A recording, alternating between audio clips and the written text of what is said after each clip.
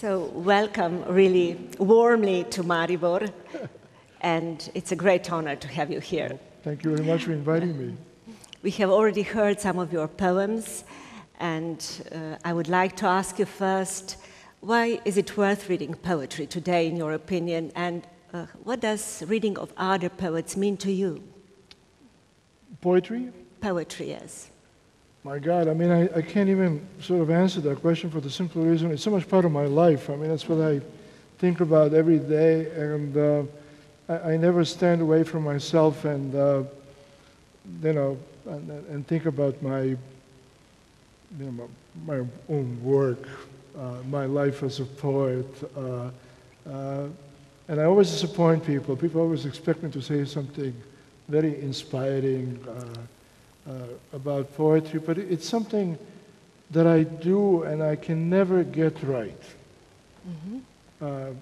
Everything I've written, even things that I like, and some of the poems I read tonight are in translation and so forth, I like very much, but every poem, there's always something, little something that leaves me thinking it could have been better. So for me, poetry is this obsession, this thing that, that I just do all the time and think about all the time. Mm-hmm. But what is astonishing about poetry is that just in a few words, a lot of things could be said. Yes. I mean, it's, we say in the United States, we say, less is more. The whole idea of poetry, you can say everything in a few words. Of course, you can't tell yourself, as you take a piece of paper and say to yourself, okay, now say everything in a few words. It happens, I mean, it's how poems get written. My poems, at least, it's a very complicated way. I mean, most of them, I see you have this book here, The World Doesn't End, and these things are very short pieces and very short prose poems. They were originally probably much, much longer, and they were just, pared down and so forth. So for me, that's when going back to the first question, I'm always playing around with them, thinking, until I see something, that I say, well, this has to stay this way. If I quote just a few lines from the poem, from the prose poem, from this collection, The World Doesn't End, you say, my mother was a braid of black smoke. She wore me swaddled over the burning cities. The sky was a vast and windy place for a child to play. So we learn almost everything about his war years when you were bringing up. Well, it's true. I mean, it's, I was born in 1938, as my poem, mentions, and 1941, on 6th of April, Nazis bombed Belgrade, and 5 o'clock in the morning, bomb fell on a building across the street. I lived right in the heart of the city, in the center of the Belgrade, and I was thrown out of bed. The only memory I have is broken glass on the floor and being very bright. The building was on fire, and my mother picking me up off the floor, and a few other little blurred images. But that's how my life starts. And when I wrote these various pieces, that have a kind of autobiographical quality, I was composing an encyclopedia, American thing, the kind of writers, that they have the kind of long autobiographical pieces, of writers, and they ask you to write a narrative of your early life, and I wanted to do really an accurate narrative of my early life because, so many old people have died, and by that time I couldn't, have many people I could verify certain things, and but as I was doing that, I kept thinking about my childhood. I mean, what a dangerous place it was to be in that city during the Second World War, occupation, in the countryside, if you left Belgrade, if you went, 15 miles, there was civil war. I mean, as you know, Partizani, Četnici, Nedićevci, God knows who else, Ljotićevci, dead bodies lying in ditches. I mean, it was an awful place, really. But, being a child, you take these things in stride. I mean, this is just part of your reality. And I think I have no memory how this was written, what you quoted.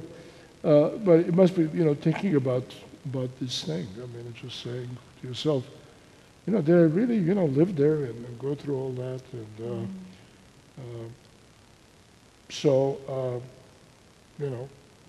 these poems, which, the subject has returned in my poetry repeatedly. Because, I mean, there are other wars to remind me of my own childhood. It wasn't like that was the last war. Other wars, I mean, I told somebody today, my first really frightening moment, I mean, more frightening than the Second World War. The United States in 1956, I got a job, first good job that I had in Chicago, at Chicago Sun-Times. That's not an important job, but anyway, I got a job. And I got to work there, it was early Saturday morning. I think it was June of 1956. And you had to go down to what they used to call the composing room, where they set the type for the newspaper, where they kept the coffee and pastry, breakfast pastry. And I got down there, and some of these workers, they were saying, "Hey, Simić, you're going to Lebanon." And I, what do you mean I'm going to Lebanon? Well, there was President Eisenhower sent Marines to Lebanon in 1956. There was a Lebanon crisis. Nobody remembers this anymore. But there was talk of, drafting, young people. And I thought, like, I just saw a war. I mean, what am I going to do? Go to Lebanon. I mean, so that was the sort of first jolt to remind me. And then, in the 60s, the Vietnam War, I was drafted in the Army in 1961, went to 1963. Then I had 4 years of reserve till 67, which meant I lived in constant terror of being again recalled in the Army.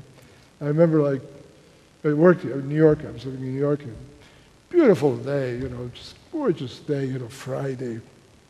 We used to get paid on Friday. You leave lunch hour to go and cash a check, and you're thinking about, beautiful weekend I had. You had all these plans. And you see the afternoon papers, like the New York Post, big headlines. McNamara, better to call, 200,000 more reserves. What do I do? I mean, do I go run to Canada, or can I face going again in the Army? Or, so all these sort of reminders. Then my brother was actually in Vietnam, after I was through with my reserve duty. He got inducted and sent to Vietnam.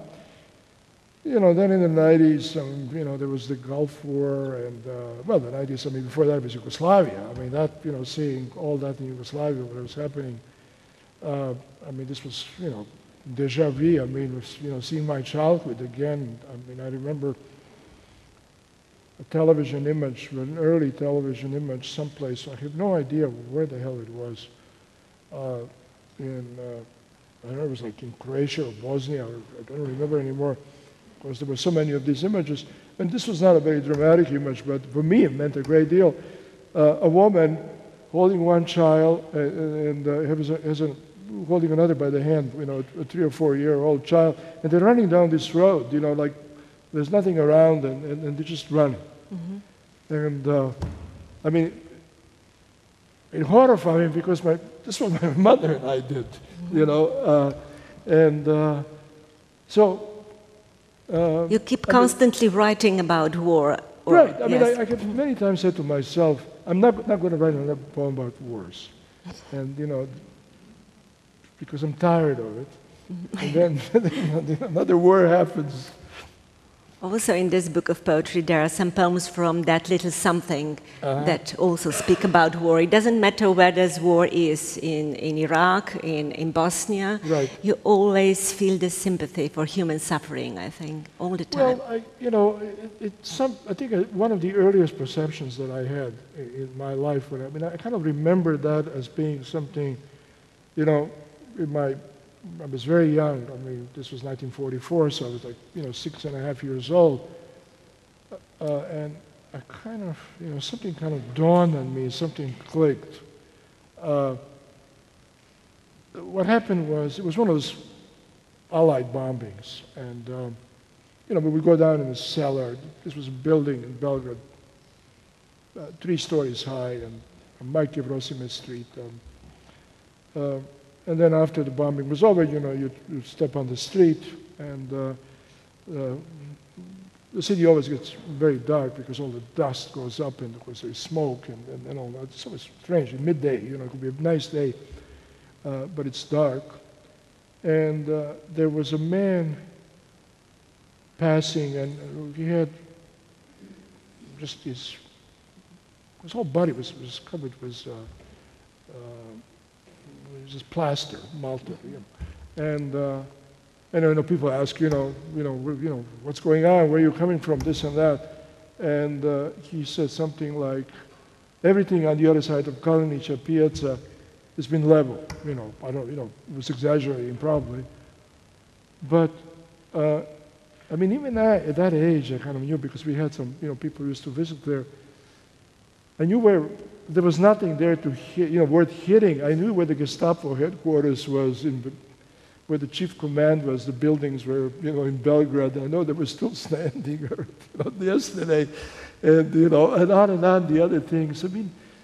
Just a kind of vague, not obviously very clear. I was too young, understanding that it's mostly, some people who get it in these things.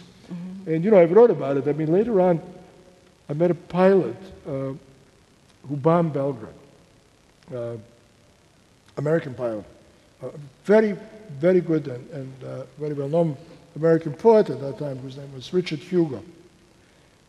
After my first visit to Yugoslavia in 1972, I came back to San Francisco. I was teaching there near San Francisco, and there was a meeting, some kind of writers' meeting, and I went to this big hotel to, see who was there, one of the writers, and came there, and there were a bunch of them sitting. It was late lunch, and after lunch, and around the hotel restaurant table, and so there was Hugo. I sat next to Hugo. It was much older than I was. And so he said, Charlie, how did you spend your time? Where did you go? What did you do? Whatever, And I said, well, I just went to Belgrade. And he said, oh, Belgrade. I see it. Let's see. The Danube comes this way, and Sava comes this way. And let's see here, the railroad yards. And so me, in a totally innocent way, he said, I thought he was a tourist in Belgrade. I said, you've been to Belgrade? He says, no, never. I used to bomb it twice a week. So then I said, I was down there, you're bombing me. And then he really got tremendously, upset. He was horrified. And later wrote me, a number of letters, and he wrote me a poem. And explained to me, I think you even explained to me that day, later on that day, they were in Bari over there in Italy, and they had to bomb the Romanian oil fields in Piosti, which were the last place where the Nazis could get gasoline, oil, and they were incredibly protected, and they would lose 2-3 planes every flight. So they would leave, Bari or whatever they were over there, and fly first to Romania, and then, turn around, and they had to, bomb Belgrade. But they were not going to take any more chances. So they stayed really high up, dropped the bombs, and, had an Italian girlfriend. He wanted to get back to the beach, by the time he could go to the beach. And he was apologetic. He was 18 years old. He was a bomber, he was a guy who drops the bombs. He wasn't a pilot. And, I told him, Dick, I completely understand. I mean, But he said that's why we never hit anything that we were supposed to hit, because we were scared. I mean, after, the flights to, Piošti. And well, anyway, early on, I had, I think like others, people who grew up during the war, you kind of understand a few things like that. If we switch a little bit to America, where you came in 1954, your mother, after the war, made several attempts to escape Yugoslavia and join your father. I mean, my father was in Italy from 1944 because he worked for an American company before the war in Yugoslavia. He was an engineer. There was a company that was putting in telephone lines and so forth, and I mean, his expertise was to kind of, draw up the blueprints for, a city, let's say. I think he worked, for example, in Sarajevo. They figured out in the next 20 years they're going to need so many more phones and lines and so forth, but he could figure that out. And in 44, when he realized everything was falling apart, he snuck out of Yugoslavia into Milano, where the headquarters used to be, former headquarters. So he knew a lot of people in Milano. And then he didn't want to come back to Yugoslavia. We would try to join him. And first, right after the war ended, after the, May 9th or so forth, we went to Istria because there was, Trieste. We came to Trieste, and there was Zone A, Zone B, and, we tried to cross, but the day we got there, they closed the damn border, and we couldn't get to Trieste, so that we gave that one up. And then in 1948, we came to Mariboru. I mean, my mother didn't tell me this stuff, of course, that what we were doing. I was always asking her, what are we doing here? She said, she met a couple of Slovenian guys who, she through some connection in Belgrade, whatever, who would take people across the border. And they took us across the border. It took a couple of days, a couple of nights, I should say. And we ended up in Austria, and as it, we didn't know, again, this frequently happened, the English returned us, took us back, and, in a jeep, without actually telling us that they're sending us back. They put us in a jeep. We thought we were going to be, I don't know, go to Vienna, I don't know. And instead we saw Petokraku, the border, and these soldiers there, and the border crossing, and they dropped us off, and these guys we were sort of arrested on the spot, and I don't remember the details of that very much, and then they essentially didn't know exactly what to do with us because we were not very important people. They called right away. We sat there on the border post for a long time. I'm sure they made calls for Beogradu or whatever, And my mother said, look, my husband is in Italy. I want to join him. I tried to get a passport. They don't want to give me a passport. And they said, why doesn't he come back? He said, he doesn't want to come back. And, these boys should have a father, the usual stuff. And, but then they moved us around, we took a long walk with a soldier from this border post. And, I don't know how long it took, but it seemed to take like a couple of hours walking. And we got to some kind of a place which was, I guess it was a kind of a bit of a prison. It looked like a very nice sort of, not a castle, but it was a very impressive house, military vehicles around, and they put us in a room, and we were there for 2 or 3 days. But they were interested finally, when some more serious people came to ask us questions, they were interested in these two guys in Maribor. If we could remember, they asked questions about, I don't know where you met him, etc. My mother, we had grown up as a child during the First World War, Austrian occupation, than all the other occupations. I mean, you know, she like some kind of Chilean, you know. She said, I don't know anything, I never saw anything, it was dark, you know. With a little, no, I don't know. And at some point I said, I remember, you know, and I turned to my mother, why are you pinching me, you know? And she pinched me because after it was over, you know, we came back to the room and she said to me, if you ever open your mouth, I'm going to kill you, you know. So, but then they moved us to, to Ljubljana. There was something near the train station, like a place transit place where people who were obviously been arrested for various reasons who were there.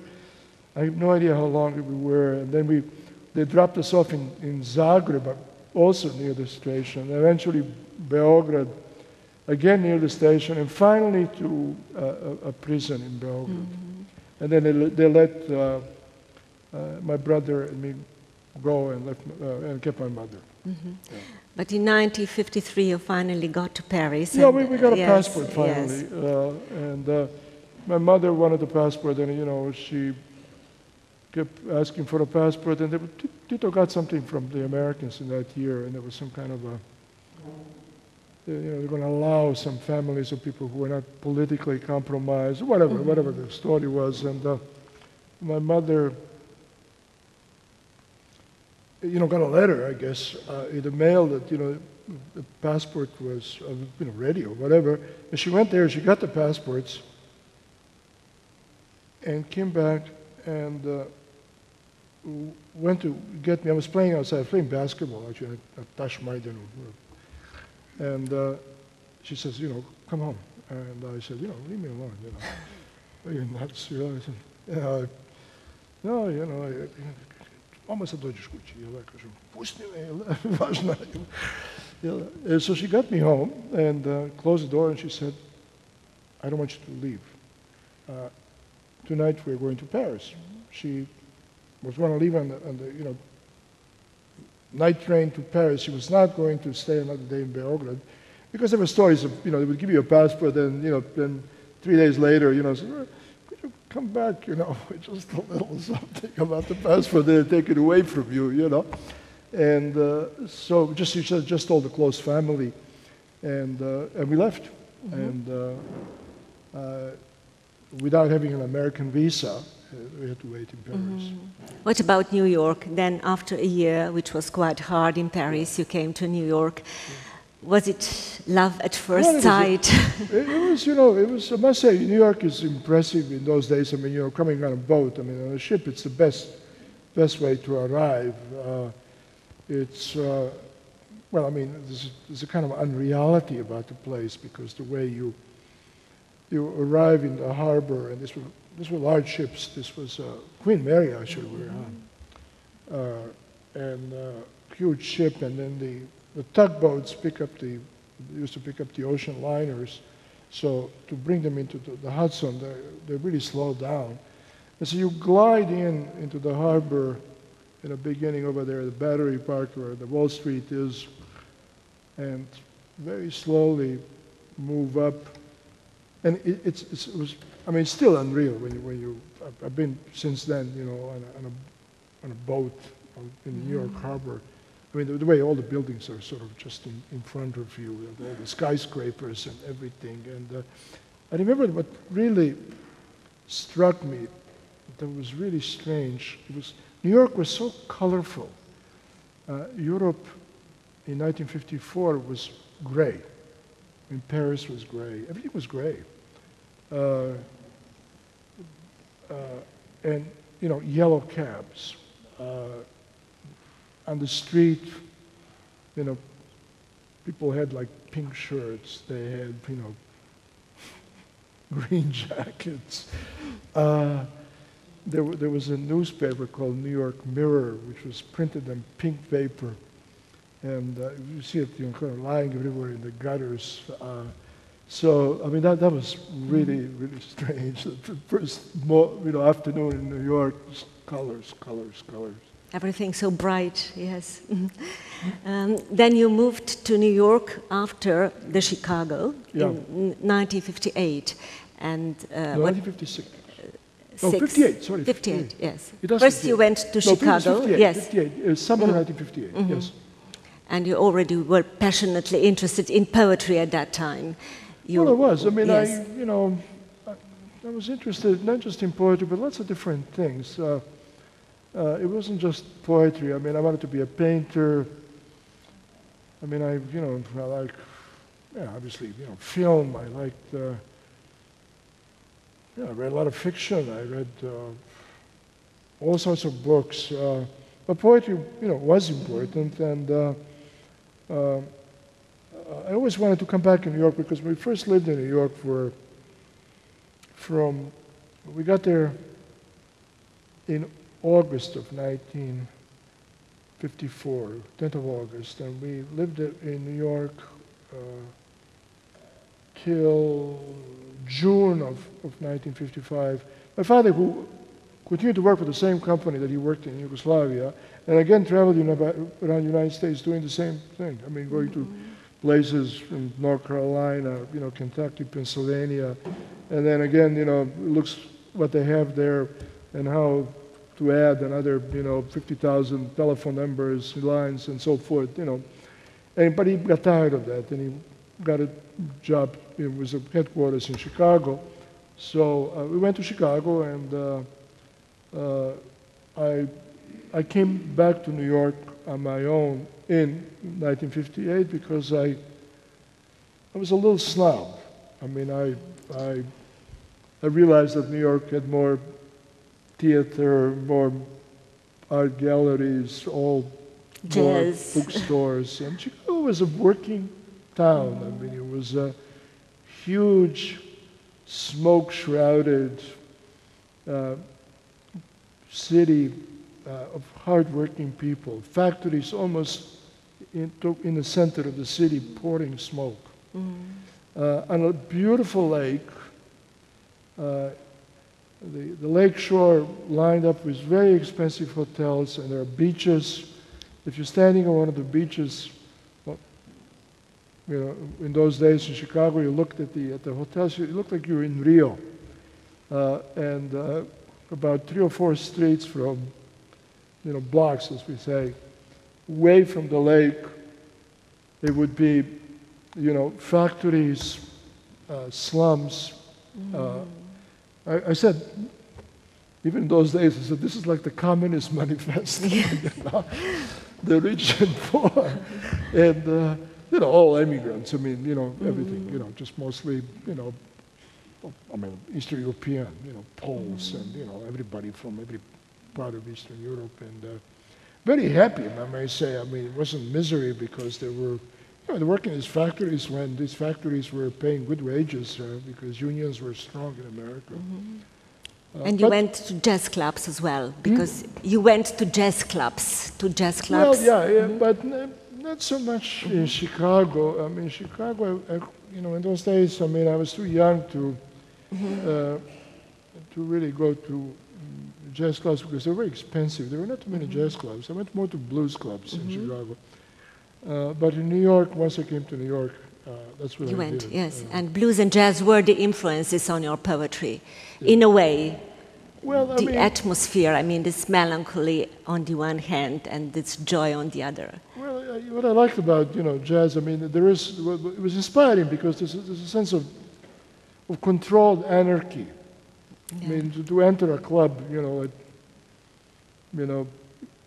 past 11 o'clock or even later when they really warmed up because they would start playing, about 8:30 or whatever. And then by midnight, because in those days the musicians, used to drink, as they played, and then, they really warm up in there. And you walk in there, you just, it's exhilarating to just to hear, this whole scene, also the crowd, and who very often, I mean, this is one very strange thing about, when you think about those clubs, a lot of people were actually not even listening to the music. They were there, to have a good time. They were conversing, and their live recordings, actually, they were made in some of the famous clubs during some very famous performances in the 40s and 50s and 60s, and it's incredible to listen to them because you hear people talking. And what they're talking about, you know, there's some famous musician like Coleman Hawkins, Lester Young, just playing a great solo. I mean, it's just a beautiful, beautiful solo. And you hear somebody say, Edna, Edna, Edna. You know, there's a woman say, did you see Bill? Bill, oh, really? You know, and this is wonderful, trivial conversation. And the first time I heard this, it really, annoyed me. I mean, what are these people? What's wrong with them? I mean, but now, I must say, I look at it, very differently. I mean, I say, well, how were they supposed to know that all these great musicians are going to die, that jazz is going to essentially vanish, that this may be the last time ever? It's okay, that they talk like that, and you're not supposed to, this is not a concert. I mean, you're not listening to a recital, Mozart recital, and there was a lot of drinking in those clubs too. I mean, people were drinking and smoking, and but you could not help but be influenced. People always say the jazz influence. Obviously, music can't really influence you. Music, it was really it's the whole spirit of it, the sense of adventure. These musicians, took immense chances occasionally. I mean, they really, went for broke. I mean, did things that are, they surprised even themselves. And that sort of bravery, that courage, say, well, how can I write some timid little poem? Yes. I mean, when I just heard, Thelonious Monk or Miles Davis, and that was that. So the whole atmosphere gave you a sense of hope somehow, even though you were poor, you were working throughout the day. I mean, the people used to, say, they were in the sort of early terms from, 1950s and 60s, hip and square. If you were hip, you understood that this was great stuff. If you were square, you were a dope who didn't know, why this is good, this is an art, why this is a, music worth listening to, and, I was hip. You wrote some object poems in New York in the 60s, and The Butcher Shop, for example. Yeah, that's one of the early poems. Early poems. How did that poem come about, Butcher Shop? Well, I don't know exactly. I think the butcher shop was on the Lower East Side. Lower East Side still is to a degree, but not as much as it used to be, an ethnic neighborhood, Polish-Ukrainian neighborhood. And, I mean, in those days, everywhere in New York, the butcher shops used to, hang meat in the windows. You see, carcasses of animals, rabbits or head of a pig, the way it was done. And so this was one of these kind of places, and this is a night when they could remove everything and put it in the refrigerators. And I think I wrote that poem, about 1963, and just kind of, roaming around the city. I mean, I really, lived in those years in furnished rooms and, cheap hotels and really dumps. I mean, awful places. I didn't have any money. I went to school at night. I had to work during the day to support myself. But, I spent a lot of time kind of roaming the city by myself. And so, this is one of those poems that I kept from that period because probably one of the first poems that I thought, worked. Mm-hmm. But all these poems are very inventive, as well as, for example, forks or cockroach, or because you write about objects. Nobody wrote about objects in that way. Maybe, of course, the images did, but not in that way. I remember those more. I mean, those a little bit more. I know that I have a poem about a fork, a knife, and a spoon. I don't know which one came first. But I remember that it was a day, and I was living there on East 13th Street, and I was having dinner by myself. And this was a fall of 1960. I think it was actually 1963. Again, and the kind of silverware that I had, the utensils, they were not matching at all. I mean, there were things that came from God knows where, you know, sometimes somebody brought it from a restaurant, or they were just very strange-looking, odd, you know, forks and a spoon and so forth. And I noticed them. I mean, I had them, you know, for a long time. I noticed them for the first time, and I said, "My God, these are strange-looking things." Clearly, was, you know, a history. They've been around, and I think I wrote the fork first, but I'm not absolutely sure. But I know that I wrote them all in the same day. But objects are all the time things, very present in your poetry. Well, as we heard before, you read the first poem was also about such things, as a bird cage or something. So how do you approach to them? Do you want to change its identity or preserve its identity in a specific way? You know what it was? I mean, it was sort of it came out of a kind of a creative crisis. I mean, when I got really tired of what I was writing, you know, when I was in the army between 61 and 63, and, you know, I asked my brother after being in the army for a year to send me the poems that I had a shoebox full of my poems, my complete works, and I got him, and I was actually there, and I was in Europe. I was first stationed in Germany, but then I was stationed in France, in a town called Toul, in eastern France. And in the barracks one night, and, you know, they brought me this package, and I opened it up, and I started reading these poems, and I was horrified how lousy they were.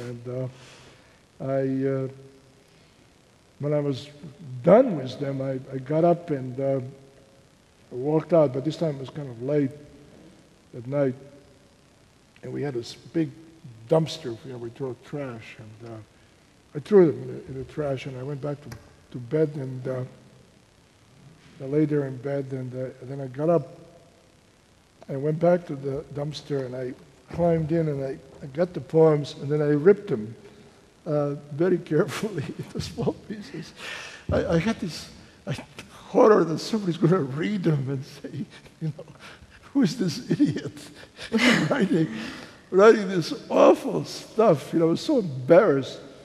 And then, yeah, I had this feeling that I think all creative artists have, you know, and you know, you have to start from scratch, that you have to begin again. And I remember, you know, about this object things, I was saying to myself, like, look, you know, nobody has written a poem about a fork. I mean, let's see if you're smart. You're a poet. Let's see if you have something to say about this fork that you use every day, or this spoon. So, you know, there was an element of doing this intentionally. Then, obviously, you know, when I wrote those poems, and I thought of other things, and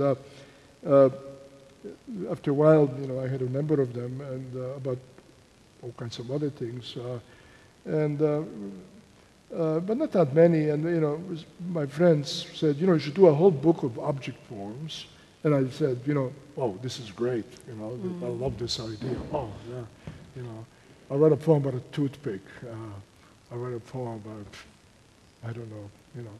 So, but then I found out that this was not possible to do, because there were a number of objects that left me indifferent. I mean, you know, I had nothing to say about a toothpick, really. Whatever else it was, and I never did that book, but it was a very important stage in my life as a poet, and I started sending the poems out, and of course they came back in the mail because, I guess they didn't know what to make of them. I got a letter from a very nice man from a magazine whom I later met in life called Theodore Weiss. He was a poet and a famous editor. He didn't know me at all, who I was or anything. He wrote me a nice letter. He said, Mr. Simić, you sound like an intelligent young man. Why do you write about forks and knives and spoons? And that really got me mad. You idiot, what should I write about, moonlight, a lake in the moonlight, or whatever, So that was the beginning of kind of my own, assertion of myself. And, so what is really typical of your poetry are these stunning metaphors and strange images that you put together, you somehow juxtapose them together. Two distant realities come together and you reveal some connections that we didn't notice. So how does this process go? How do you see these images that you put them together? Is it difficult to rationalize this process? That's a good question. I mean, it's sort of, my poems are really, I tinker with them. I work on them. I have poems that I have written, kind of almost most of it on one sitting. I sit down and I write something and then, I make some changes, but then, that's essentially it. I mean, I know Tomáš doesn't really revise very much beyond, that kind of initial version, but that's not typical for me. I tinker, I always, on rereading anything, I'm tempted by other possibilities. And in the process of thinking about it, then these things, these images and these things pop into my head. And I've learned to sort of, let them pop in, be there on the page too. I mean, I don't insist that whatever that original impulse was, that I should continue. I mean, I remember once, long time ago, thinking of my grandfather, one of my grandfathers, and I haven't thought of him, I hadn't thought of him in years, he was already dead, and I thought of him with great, great affection. And I started writing about him, and, almost with eyes moist, and writing about my grandpa,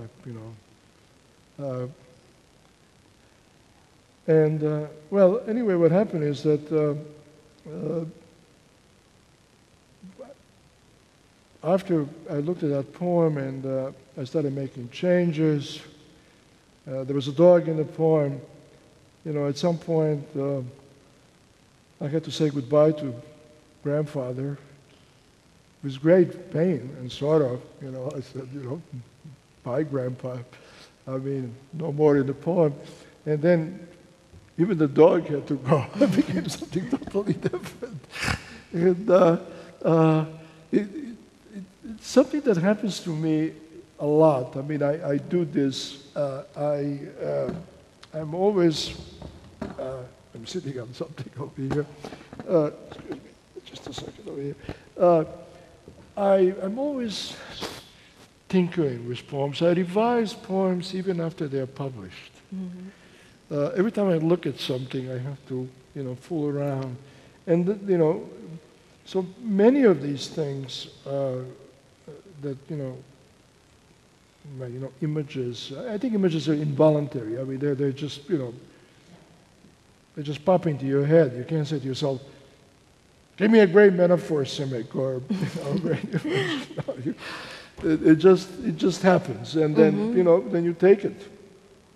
And when we read these poems, they speak about different people, anonymous characters. but we can all find ourselves in them.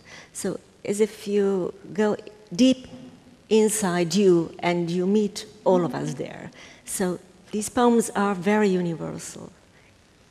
Well, even though if they speak nice. about some beggars or some dogs or mice or doesn't matter. I think, you know, I never, I mean, obviously I begin with my own experiences, right? And I mean, why would you begin writing? I mean, it's always your life. I mean, that you know, is the occasion or the reason to, you know, to put something down.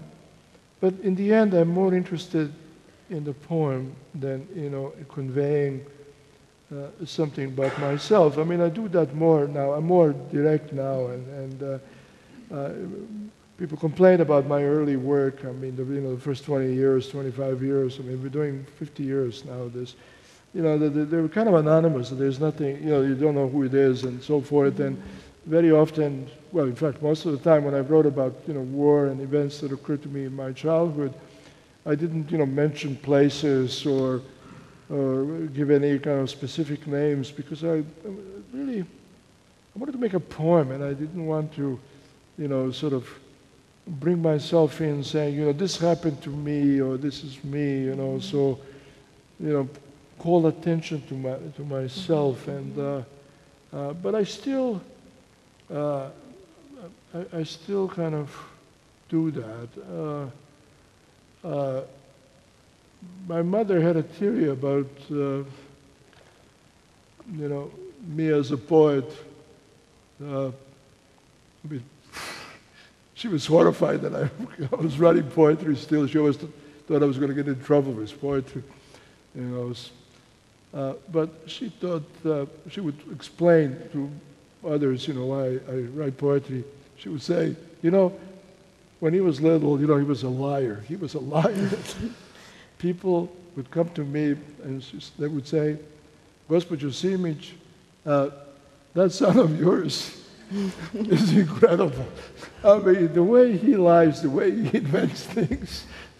You know, I heard him talking to a couple of little boys, and I was walking by, and one of us accused him, you know, I couldn't believe that he was making up stories. So, you know, I don't think, I mean, that I have changed in that respect. You know, if I have to make something up, you know, I'll leave my own suffering and my own whatever, you know, behind and go that way. There is also some sense of humor in those poems, even though they are quite grim sometimes and grotesque. So have you inherited the sense of humor from your family? Your mother even told you jokes in jail. I think my mother didn't have a sense of humor. But she was telling jokes in prison, my father wasn't she? had a sense of humor. My father had a sense of humor, but key side of the family was really had some incredibly funny people. I mean, they were. My grandfather on that side was really. I mean, a Dadaist. I mean, he would, you know, he was not a literary man. I mean, he was you know, he was a blue-collar worker. I mean, and but he had an incredible anarchic sense of humor. His children, a couple of his children, they're just, you know, I mean, incredibly funny. But then there's something else too. You know, people always say, you know, how some of these poems that I wrote about have to do with war and so forth, you know, how, you know, there's humor in them. And again, you know, I didn't have an instant reply to that, but then, you know, remembering that, you know, it's not that you know, during the war, I mean, the grown-ups, that all the time they were grim and went around, you know, shedding tears or moaning and so forth. You know, people also told jokes. I mean, I remember we were sitting in those cellars, you know, and somebody would say something funny over there, and people crack up. I mean, it was, you know, it was that kind of, it was sort of a world. I mean, you know, the people, I mean, especially in a city, like, and this is true of, you know, cities generally, I mean, there are all sorts of people, you know, thrown together by these circumstances in the same cellar and everything, and good storytellers, and then of course, humor, and I think I kind of inherited that. What about metaphysics? You write about reality, but do you think there is also metaphysics present in your poems? Yeah, I mean... that you reveal it in everyday things, maybe? Well, I'm one of these sort of people who... I don't really believe in God, but I mean, I've always had a tremendous interest, in religion and philosophy. I read philosophy all my life, and very interesting in metaphysics. I mean, what is beyond appearances and so forth and so on. My mother's family, except for her father, who was a military man, there were 2 centuries of priests. So it must be something in the genes, village priests, and so I was always interested, in all religions and just, in that kind of, theology thinking and speculating about, God and so forth and so on, and then, as I say, metaphysics and the whole history of Western philosophy and so forth and so on. And so my poems are just full of these sort of kind of mystical moments, and which, when one thinks about it, kind of, I mean, how can you have mystical moments if you don't believe in God? I have a very good friend, an American writer, Francine Prose. She's a novelist, and Francine and I are both very superstitious. I mean, tremendously superstitious, but we don't believe in God. So one day, we said to each other, like almost simultaneously, we said, how can you believe that, all these stop signs before you get on a plane, you see this omen, this, everything is connected everywhere, this and that, if you don't believe in anything beyond, And we were both tremendously embarrassed. We didn't have an answer how to get around that. We realized that we live with total absurdity, in contradiction, but we said, there's nothing we can do about it at this point, it's beyond us, how this is possible. So I have to admit that my philosophical position is something like that. Nevertheless, I have moments that would be described as almost religious moments, and where I have to put it in that kind of language, I mean some intuition of something beyond appearances, about another reality and or higher reality or whatever, without believing in that. My feelings pull me in that direction, but yes, takes me elsewhere. I think at the ends of the poems, when you make a kind of a twist into a surprise, you point somehow at this reality that goes beyond us, but beyond the reality, in a way. You want to surprise the reader by the last few words. Yeah, I mean, it always seems to me that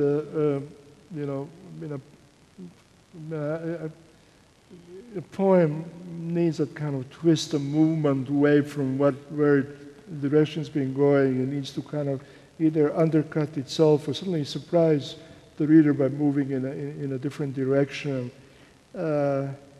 It's sort of, as I work on a poem and I'm revising it, and I'm suddenly reminded, but there is also that, some other reality, some other thing. And I remember once writing a poem about a very beautiful, imagining a beautiful, well, not imagining, actually thinking of a beautiful landscape,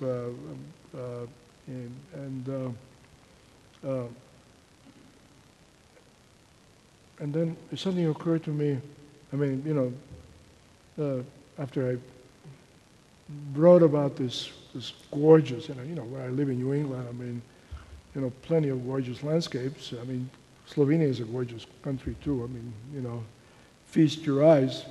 But suddenly, I mean, I had this thought, probably over that hill, you know, there's somebody with a toothache, you know. Somebody sitting there like, you know, in an awful mood, you know, their tooth hurts or whatever, you know, something going on. And this is my curse, that I'm always, you know, reminded of some other reality, you know. I've never been able to not think of the other. Whatever I am, you know, I think of the opposite. It's very opposite. And that's what gives, I think, my poems that kind of, you know, twist at the end. You write about these aspects of our common 20th century existence and about our vulnerable humanity. And still you say sometimes in a very funny way that poems, your poems, are made like dishes, even though dishes which are very tasty can be made of very simple ingredients. So you tend to this simplicity all the time, in a way. I mean, you know, I mean, the best poems, I mean, I don't say the best poems, the most fun poems are the ones that, you know, you have no idea what's going to happen. You don't have anything in your head. It's like, you know, you take out a frying pan and you put a little oil and then you try to figure out what you have around, that you can make something, put something together. And, you know, you first look there at, you know, refrigerator or whatever you look and you say, this doesn't look very promising what I have. You know, I'm going to make an omelet, but, you know, my God, you know, I don't know if this is going to work, you know, but then, you know, you try this or, you know, something and you say, taste it, you know, not bad at all, you know, this is pretty interesting. You want to communicate with the reader. Oh yeah, I think the communicating with the reader, I always felt that you want to give something to the reader. I mean, that's why I think, you know, food, I mean, you know, you give them, somebody comes to your house and you cook something for them, you give them, you know, something to eat, something good to eat. And, you know, when we were young, I mean, you and I'm sure I said that myself sometimes, you know, I only write for myself, you know, I just, you know, I want these poems, you know, to be, you know, I'm in conversation with Dante and, you know, Keats and, you know, awful, you know, stupid stuff like that. No, I mean, I always wanted to, you know, in some way communicate to someone something, because there's an element of giving in poetry. When I, you know, read poetry, have read poetry, you know, the poems that I loved when I was young and, you know, later on, I always felt that I was given something, that, you know, I didn't know until the moment I read that poem that such thing existed in the world, and that moment has given a present. I remember one of my really important poetic experiences. I was still in Chicago. I had just finished high school, and I was living still in Oak Park before I moved away from home. And this was a suburb of Chicago called Oak Park, beautiful suburb. I went to the same high school that Hemingway went to, and very, you know, nice place. It had a fantastic public library. I mean, just really, I mean, incredible public library. American public libraries used to be amazing. I mean, the kind of places you go in and, you know, as a kid, and they have these huge art books. You could take like 4 art books home, big art books, you know, just sign them out and you take them home. And I went there and I brought a book of Chinese poetry. Knew nothing about Chinese poetry, but, you know, I was interested. I saw it in stacks, a book of Chinese poetry, and I remember sitting there. It was very hot. Chicago can get very hot. And started reading Chinese poetry, you know, Li Po or whoever it was, Tu Fu, I don't know who I was reading, and being immensely moved. And I read it, the poem over and over again. And later I thought, you know, this is really a miracle. I mean, I'm sure that miracle has happened to countless, you know, human beings. I mean, I didn't know anything about China in those days except what I saw in, Hollywood movies. There were Charlie Chan movies. I don't know if anybody knows what those were. Detective Charlie Chan, or this idiotic movies that, about China that you even at the age of 12 knew that this probably China is not like that. I knew nothing. And here I'm reading a Chinese poetry, 1,000 years old. I mean, more than 1,000 years old, and it moves me. I feel like my life has changed. I will never forget this. That this is something that is so valuable. It's mine now. And, of course, it happens again and again. And so, to me, poetry always has that aspect. I hope, someone will be in that position, read my poem, and, feel, they were given something. So poetry really transcends cultures. It really fulfills this profound need of us. Yeah. And I think so. And somehow. So. Yeah, no, I think so. It's at first, it should be taken, outside of context of literature. I used to work in bookstores in New York in the early days, and I remember observing, watching people in a bookstore. People come, they make an appointment with somebody in a bookstore, and the other person doesn't show up. And they go there and they kind of walk around, and they'll go, into the poetry section. The poetry section, books are all very thin and this and that, and they're just bored out of their wits, waiting for, and they reach in the poetry section. They pull one book out and they, put it back, and take another book and kind of glance at it, this and that, and put it back, and then they'll go like this and open something, and they read, and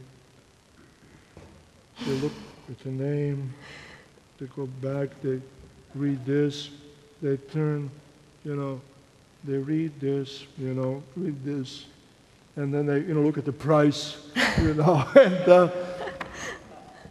that struck me. I mean, this is the way it works. They probably had no idea who the poet was, but they said to themselves, "This is pretty good, Yeah. This is kind of I want to have this book," and to me, I always kept things like that in mind. Even if it's said that people no more read poetry, what are your experiences? You were the professor of American literature and creative writing for 30 years. I mean, I spent, teaching American literature and actually doing literary analysis of poems and short stories, and in typical, academic great detail and so forth and so on. But even, when I taught those poems, I always try to explain to the students that this is not, this was not a literary exercise. I mean, that this started from something that happened to this writer's, poet's life that has, some basis, some kind of reality that they themselves, share. That, I would tell them in the beginning, I know most of you don't like poetry, but by the end of the course you'll see, that, at least half of these poems you'll find that they have a lot to do with your life. They look at me, like this crazy, So no, they all talk about your life, Yes. And they find that out, they read it and then they find out that it is true. Yes, all these poems talk about our desires, our anxiety, our loves, our dreams. I mean, whenever you read a poem from any of your collections, we find ourselves in our aspirations, our freedom, our individualism as well. I'm glad to hear that.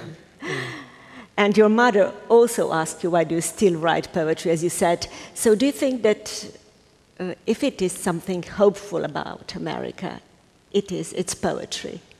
Well, it's I think true. that is your quotation. I wrote that piece after, I was poet laureate, and then my great surprise in discovering how many people, know something about poetry around the United States, and how, because of this tradition that we have of, having poetry readings in colleges and universities, as a result of, beat poets, Allen Ginsberg, and back in in late 50s and the 60s, when the beatniks came around, I mean, that became extremely popular to have readings, you know, and they would have huge crowds, hundreds and hundreds of young people, you know, to come to these readings. And then they started this sort of tradition of schools, colleges and universities, you know, which is not true in Europe at all, you know, having readings. And so, you know,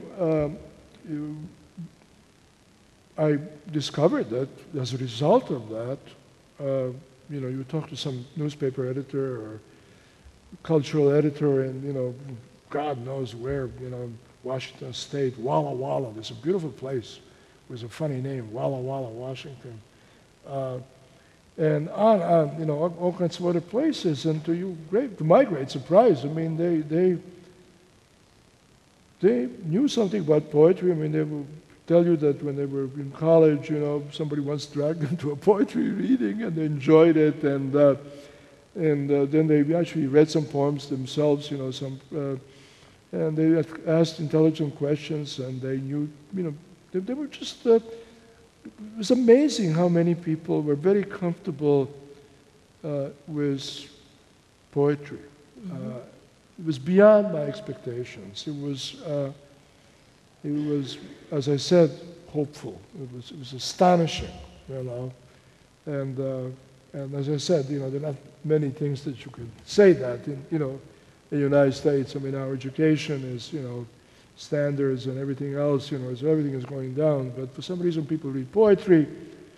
I have a friend who says very intelligently that, you know, America is a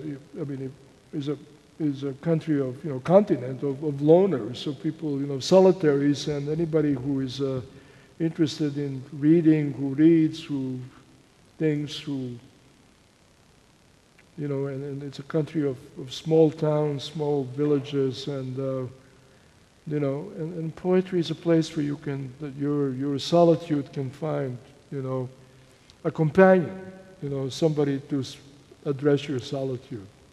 Sounds good to me. Very hopeful. Yeah. Thank you very much, Mr. Simić. Thank you. It was a great pleasure to have you here.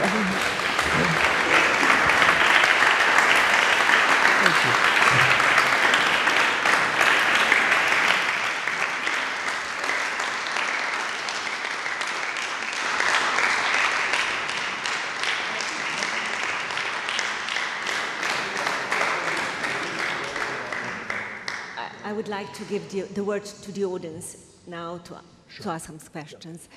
Zdaj bi pa rada dala besedo tudi publiki, toplo vabljeni, da postavite gospodu Simiću tudi vi kakšno vprašanje. Izvolite.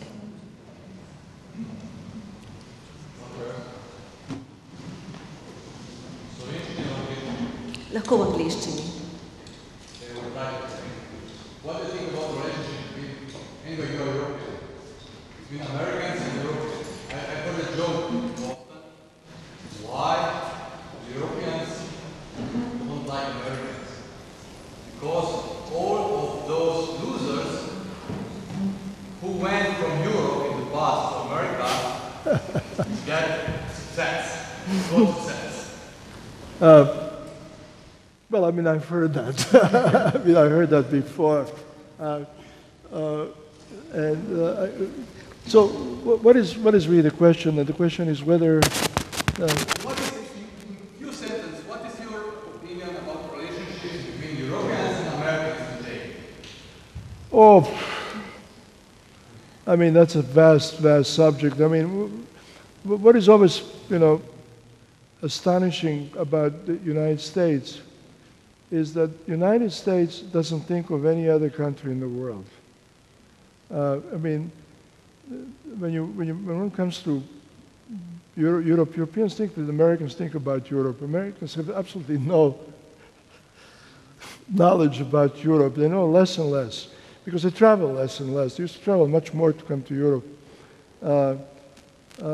America has always been insular, and but there was, you know, there was a, I mean, you know, when I came to the United States, and, you know, for long after, high schools used to teach languages, and there were, you know, main languages, French and German, Italian, and, etc. And there would be, sort of French clubs and this and that. So the cultures of other nations were really, there was some knowledge of that, and it was the sort of thing that people were interested in. Not only, high schools, but universities too are beginning to abolish, foreign language departments. So there really, it's very difficult to answer that question because, I mean, I live in a, surrounded by Americans that always have.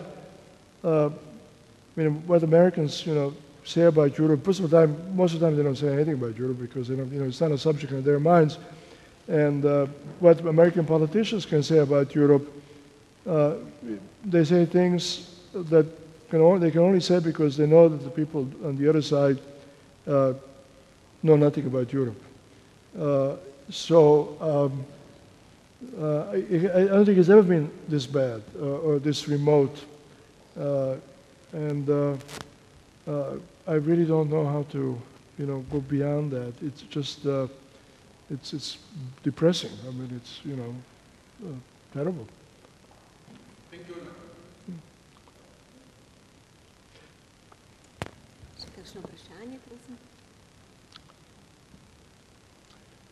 You've written a wonderful book about Joseph Cornell. The what? About Joseph Cornell. Yes. If there would be any other visual artist you would like to write about, whom would you choose? Well, let's see. I mean, I've written an essay that I like, longish essay about Hieronymus Bosch. Let's see, who else did I write about? I've written some, about some painters, American painters, kind of short introductions.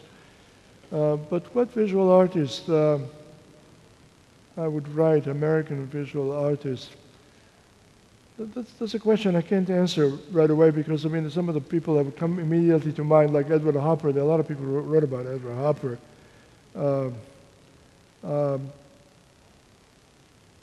Well, there's a good question. I would have to sit down and think about it. I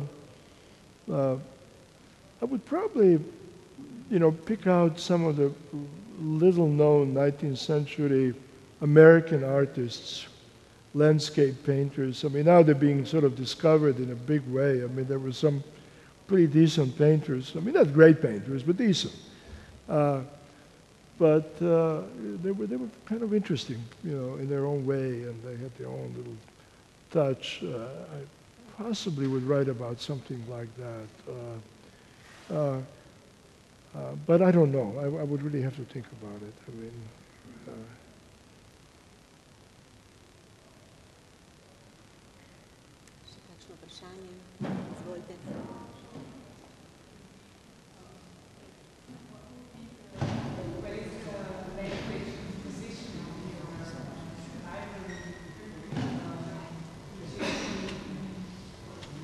I can't hear a thing.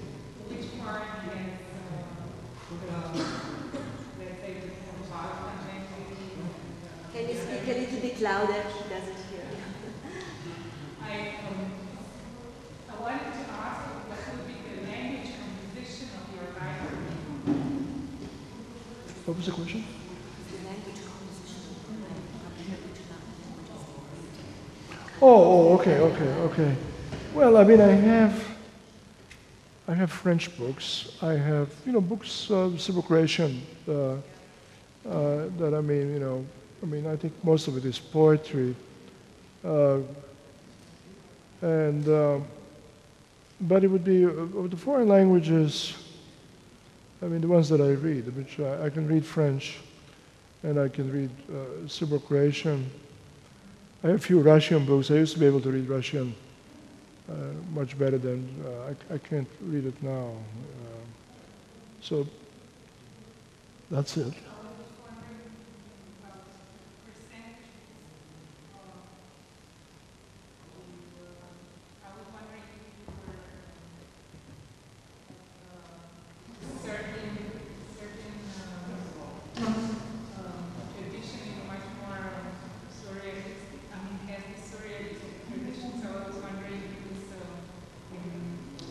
What about surrealism? Yeah, the lady wanted to ask you if there is a surrealistic tradition and probably folk tradition in Serbian literature, which you took also into your literature. I mean, this Yeah, I folk mean, tradition that has something to do with surrealism. no, I mean, it wasn't that. I mean, it was the Serbian surrealists, Dušan Matić and Vučo and so forth. They never really interested me much. I mean, I don't think it was very good surrealism. And even the French surrealists, I mean, I like Robert Desnos, but Breton, you know, was so programmatic. He has some good poems. You know, by the time I was interested in surrealism, but surrealism seemed to me like an old hat, you know, and it just seemed like something that was done 30 years before. What I really, who influenced me much more, with surrealism, played a role in my poetry, reading South American poets. Neruda, obviously, and but a number of others. I mean, Huidobro, two Chileans, and a bunch of others. I mean, lesser-known names, and Lorca, poet in New York, and so forth. And so my surrealism came through South America, and I wasn't the only one. There were a whole bunch of people of my American poets of my generations. We were, infatuated with Spanish and South American poetry. But the French, it was interesting. It was something, we read everything. I mean, that was the idea. In those days, when you were young, you read everything. I could not imagine myself, following in the footsteps. There was in those days, a kind of a surrealist movement in America. There was a man, what the hell was his name? His name was Schwartz something. I forget his first name. But he was one of these kind of strict surrealists. He sort of aspired to becoming a kind of a surrealist czar, the way Breton was. And he would sort of throw you out of surrealist movement. I mean, I wasn't ever part of surrealist movement. Where he would say, James Tate is not a surrealist. Russell Edson is not a surrealist. It's just sort of, totally boring. I mean, stuff. So that was of no interest to me. However, what always happens, critics always want to label you. And they call us surrealists. Implication being their poems don't mean anything. These are new surrealists. And meaning like nobody understands what the hell they're talking about, And, but again, the label still sticks. People still ask me questions, in the United States about, if I'm a surrealist, and I mean, it's something that really makes no sense to me. I never hesitated, as you were saying about the images and so forth, where my imagination wanted to take me someplace in the middle of a poem that is about something absolutely, real and something that's, in front of my eyes to, take off, in my imagination and do whatever I feel like it.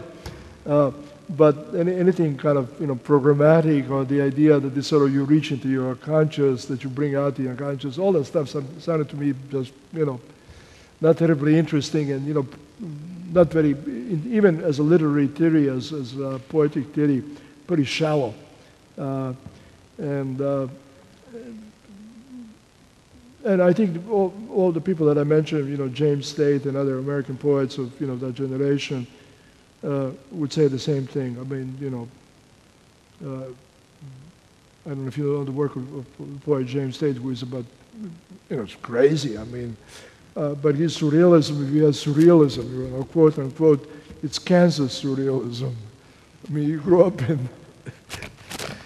up in Kansas City, and comes from folk who in Missouri, and they produced some very, very strange artists. One of people like, Buster Keaton came out of that part of the world, So they didn't have to study with Breton to become Buster Keaton, And, it's a good question to ask because, it always comes up, but when we were young, we were really insulted when somebody calls us surrealists because for the simple reason we thought we were really sophisticated. We were beyond that. I mean, who wants to do something that was done in Paris in 1923, I mean, the idea, you know. And, but there we are.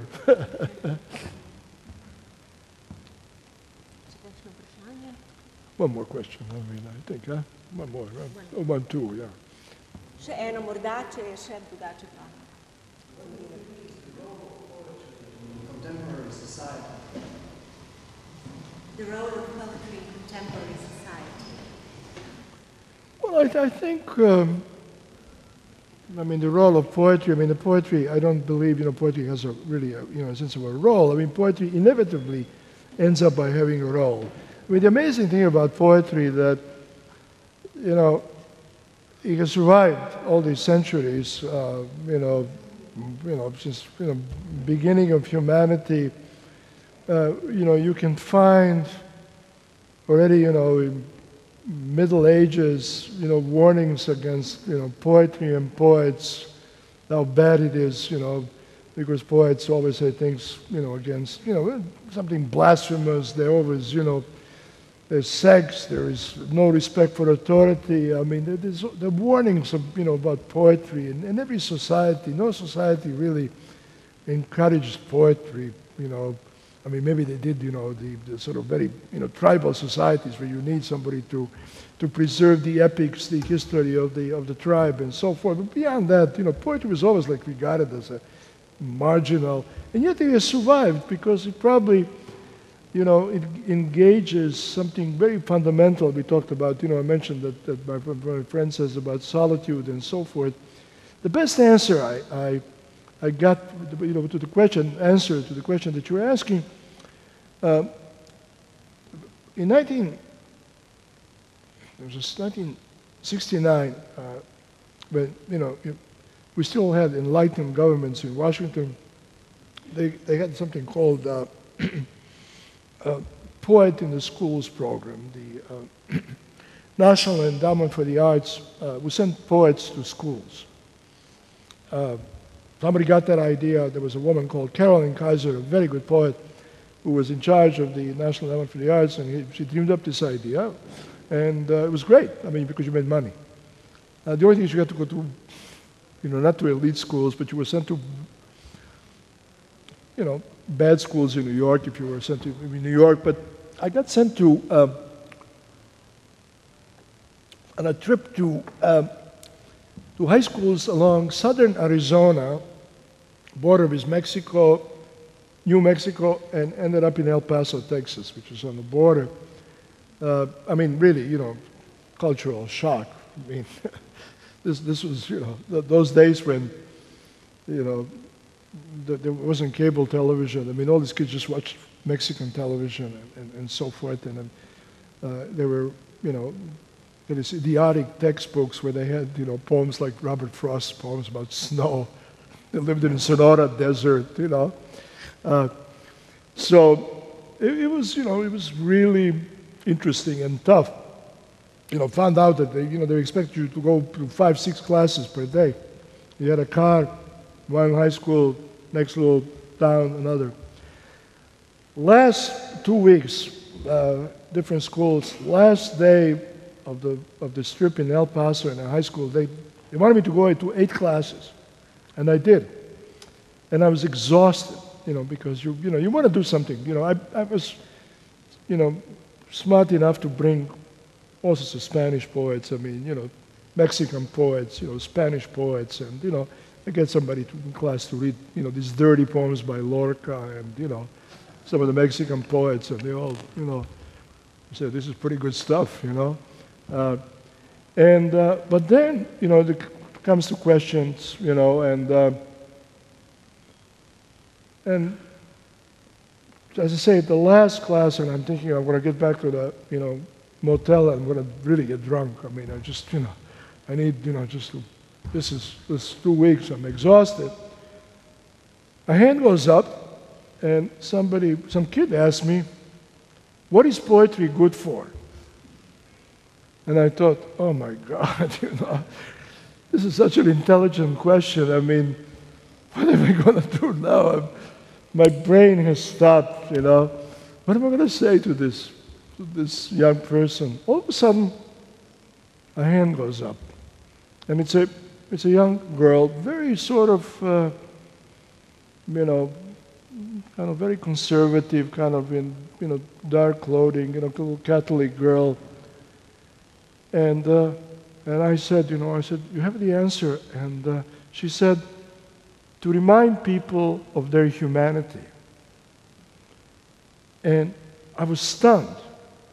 I mean, I was just so moved by this. And I mean, I couldn't talk. At that moment, the bell rang.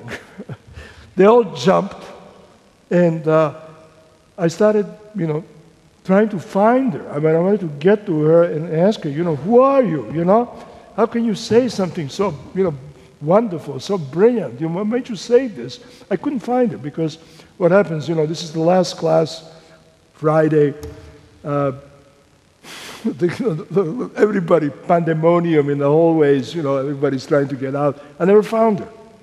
But that, I mean, just came to me, you know, that answer is as good as any. You know, she knew the answer, and whoever she is, you know, I mean, I always felt she deserves, you know, recognition. Thank you very Thank much. you. Thank you.